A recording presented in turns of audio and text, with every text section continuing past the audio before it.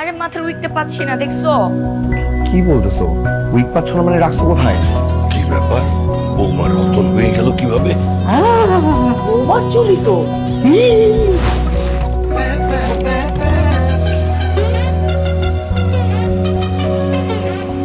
আরে মাথার উইকটা পাচ্ছি না, দেখছো?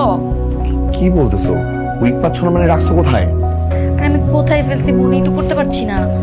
আল্লাহ, এটা এখন কান্না কার হাতে পড়ে মহা একটা বিপদে পড়বো। তুমি শেরওয়ানি খুঁজছো কেন? আমার না শেরওয়ানি পরে খুব অস্বস্তি লাগতেছিল, আগে কখনো পরিনি তো, তার জন্য এটা খুলে একটু ফ্রি হয়ে এলাম। আচ্ছা উইকটা খুঁজে দাও আমাকে। আপনি তো রাজকপা, ওলা তো আমেরিকা মেয়ের সাথে বিয়ে হয়েছে, আপনি তো আমেরিকা চলে যাবেন। তা তো যাবই।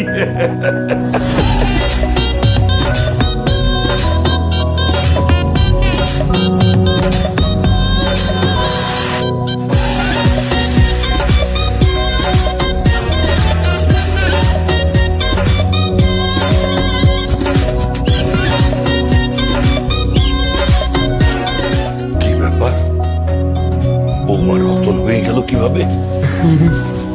এই বৌমার মতো চুল না?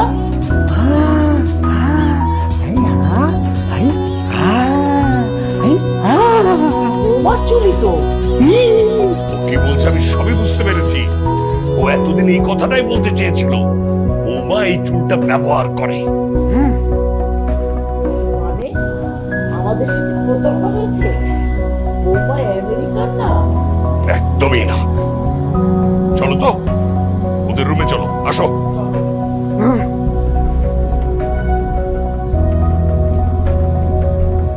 উইকটা মনে হয় কেউ চুরি করছে। কি চুরি করবে? সেটা তো জানি না, বিয়ে বাড়িতে তো কত মানুষই আসছে।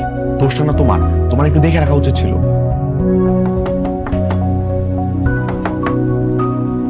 বড় বড় ঘুমটা দাও।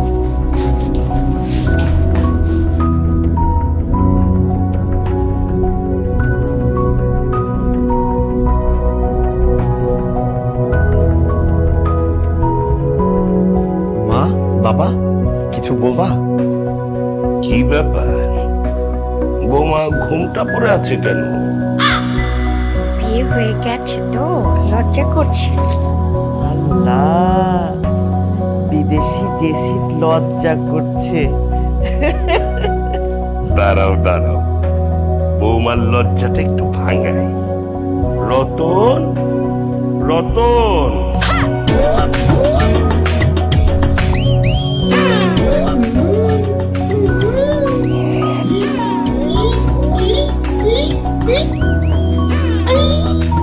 কি লজ্জা ভেঙেছে?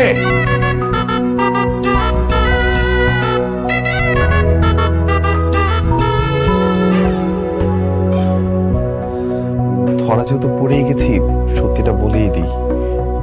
মা, বাবা, ওর কথা আমি তোমাদেরকে আগেও বলেছিলাম। ওর বাড়ি কুমিল্লাতে, ও একটা এতিম মেয়ে। এর আগে যখন তোমাদেরকে ওর কথা বলেছিলাম, তোমরা তো ওকে রিজেক্ট করেছিলা। শুধুমাত্র তোমরা যেন ওকে মেনে নাও, তার জন্য আমাদেরকে এই নাটকটা করতে হয়েছিল।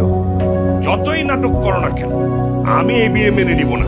এই মেয়েকে আমি বৌমা হিসেবে মানি না। আমার সঙ্গে এত বড় প্রতারণা। বাবা, এখন তুমি মানলে কি আর না মানলে কি? ও তো এখন আমার স্ত্রী। ও যখন তোমার স্ত্রী, তোমার স্ত্রীকে নিয়ে তুমি বাইরে থাকো, আমার বাসায় তোমার স্থান নেই।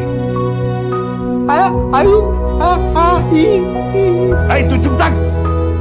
নাও, তোমরা তাড়াতাড়ি এই বাড়ি থেকে বেরিয়ে যাও। রোহান, শেরওয়ানিটা পরে নাও, আমরা চলে যাই।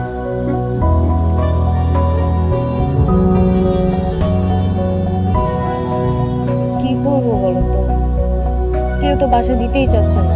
সারা রাত এভাবে বাইরে বসে থাকবো। আসলে কেউ না বিশ্বাসই করতে চাচ্ছে না যে আমরা থাকতে পারি। তুমি না চিন্তা করো না, একটা ব্যবস্থা হয়ে যাবে, দেখো। এই কি সেন কি চলতেছে? কিছু না ভাই, এমনিতে বসে আছে। কিছু না ভাই, এমনিতে বসে আছে। রাত বিরাত মেলে নষ্টামি চলতেছে এলাকার মধ্যে। ভাই, আমি আমার স্ত্রীকে নিয়ে এখানে বসে আছি। নকশামি করতে পারি, ও আমার স্ত্রী। ধরা পড়লে সবাই স্ত্রী বলে, প্রমাণ কি স্ত্রী? প্রমাণ কি মানে কি? ও ও শেরওয়ানি পরা আছে, আমি বইয়ের সাথে আছি, এরপরও কি প্রমাণ লাগবে? আর সেটাতেও যদি না হয়, আমি বলছি আমি ওর স্ত্রী। শেরওয়ানি আর শাড়ি পরা থাকলে কোনো নিয়ে গেল জামাই বউ? হ্যাঁ, কাবিন নামা কই? রাজব তো, আপনাদের জন্য কি এখন কাবিননামা নিয়ে ঘুরতে হবে নাকি আমাদের? হ্যাঁ, আপনার কাগজপাতি যা আছে সব আমার হাতে আছে, সব কমপ্লিট। 2-3 দিন পরে আপনি আপনার ভিসা পেয়ে যাবেন। আচ্ছা, আপনি রাখেন তো, আপনাকে কিছু পর আমি ফোন দিচ্ছি। এই সমস্ত দান্দাবাজি আমরা বুঝি, এই কথা কম নিয়ে চল তো। এই, কি হচ্ছে এখানে এসব? হ্যাঁ, ভাইয়া দেখুন না, আমরা হাজব্যান্ড ওয়াইফ একটা বিপদে পড়ে এখানে এসে একটু বসেছিলাম, ওরা এসে আমাদের সাথে অশালীন আচরণ করছে। এত বড় সাহস তোদের? এই গুলশান থানার ডিআইজি আমার বন্ধু, এক্ষুনি তোদের 12টা বাজাচ্ছি আমি, দাঁড়া। স্যার স্যার আমাদের ভুল হয়ে গেছে স্যার, স্যার আমরা চলে যাচ্ছি স্যার। হ্যালো বন্ধু, তোমার এরিয়াতে ফাজিল কোথাকার। কি বলে যে ধন্যবাদ জানাবো ভাইয়া, একটা বিপদে পড়ে এখানে একটু আশ্রয় নিয়েছিলাম। না না, ঠিক আছে, কোনো সমস্যা নেই, মানুষ মানুষের জন্য এটা, তাই না? তো এত রাতে আপনারা এখানে কেন? আমরা আসলে বাড়ি থেকে পালিয়ে এসেছি, আমাদের বিয়েটা মেনে নেয়নি তো, এই জন্য। সেটা না হয় বুঝলাম, কিন্তু এত রাতে আপনারা শেরওয়ানি শাড়ি পরে রাস্তায় কেন বসে আছেন? আসলে ভাইয়া, আমরা এতক্ষণ ধরে বাসা খোঁজারই চেষ্টা করছিলাম, কিন্তু আমাদেরকে কেউ বাসা ভাড়া দিতে চাচ্ছে না। আচ্ছা, আমি যদি তোমাকে তুমি করে বলি কোনো সমস্যা নেই? না না না, আমরা আপনার ছোটই হব, অবশ্যই বলবো। আসলে হয়েছে কি, মানে আমার একটা ছোট বোন ছিল, দেখতে ঠিক তোমার মতো। কয়েক বছর আগে একটা রোড অ্যাক্সিডেন্টে আমার বোনটা মারা যায়। আচ্ছা, এখন থেকে কিন্তু আমি তোমাকে বোন হিসাবে ডাকবো। না না ভাই, আমার কোনো সমস্যা নেই। তাহলে তার কোনো সমস্যা নেই, চলো, আমার একজন পরিচিত লোক আছে, তোমাদের ওইখানে থাকার ব্যবস্থা করছি। ভাই, আপনাকে যে কি বলে ধন্যবাদ দিব, আসলে আমাদের তো সারা রাত এখানেই বসে থাকতে হতো। থ্যাংক ইউ সো মাচ ভাই। ফোন বানিয়েছি না, কোনো থ্যাংক ইউ চলবে না। আরে স্যার, আপনি কি সৌভাগ্য আমার, গরিবের বাড়িতে হাতির পাড়া। স্যার আসেন না, ভিতরে বসেন। না না না, বলবো না, আমার হাতে একদমই সময় নেই। আচ্ছা শোনো, তোমাকে পরিচয় করিয়ে দিই, এই যে জেসমিন, ও হচ্ছে আমার বোন, আর বোনের হাজবেন্ড রোহান। তোমার এখানে ওদেরকে একটু থাকার ব্যবস্থা করতে হবে। কি যে বলেন না স্যার, আপনার ছোট ভাই বোন অবশ্যই ব্যবস্থা করতে পারবে। তাহলে তো তোমাদের ব্যবস্থা হয়ে গেল। আচ্ছা, এখানে থাকতে কত টাকা ভাড়া দিতে হবে? আরে দুরু, আপনার ভাড়া নিয়ে চিন্তা করতেছেন কেন? আপনি স্যারের ছোট ভাই, সবার কাছ থেকে 6,000 টাকা নেই, আপনার 5,000 টাকা নিয়ে। তাহলে তো কোনো সমস্যা নেই, ঠিক আছে। তাহলে তো হয়ে গেল। আচ্ছা, আমি তাহলে আসি। স্যার,